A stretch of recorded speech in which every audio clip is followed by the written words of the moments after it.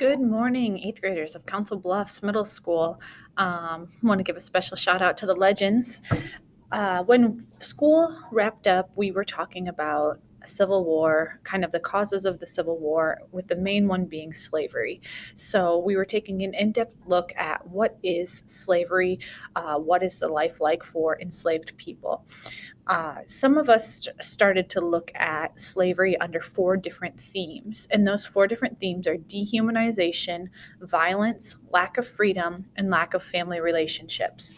So, what I'm going to do is I'm going to share a document with you, and I would like you to record a definition for each one of those themes as you're thinking about slavery. So, slavery is complex. It's not just forcing someone to work against their will. And in fact, it's much deeper than that. It has a lot of layers, and we're going to try to break down those layers a little bit.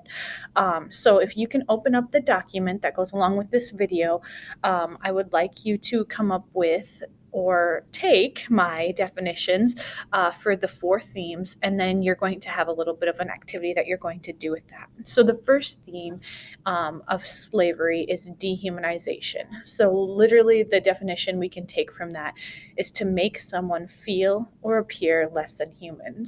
And we can probably think of multiple examples from earlier in the year when we were reading Chains, how Isabel was dehumanized in that novel, right? She was branded on the cheek, just like an animal might be branded.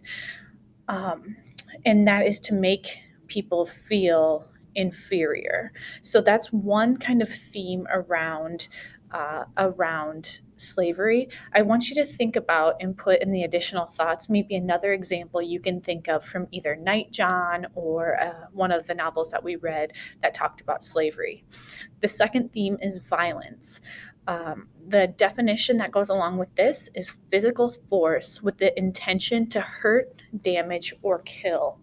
So if you think about that, it's not just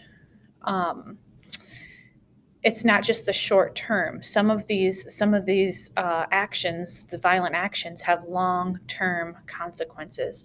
So it's that instilling the fear that that you could be hurt, or things that you have could be damaged, or you could be killed at any time, and the psychological effect that might have on a person. The third theme is lack of freedom, and that's being denied the right to act, speak, or think the way that you want. Again, I want you, as you're writing down the definitions in the box, in the additional thoughts part, I want you to come up with another example that you have come up with from either Chains or Nightjohn or any of the excerpts that we have read about slavery so far this year.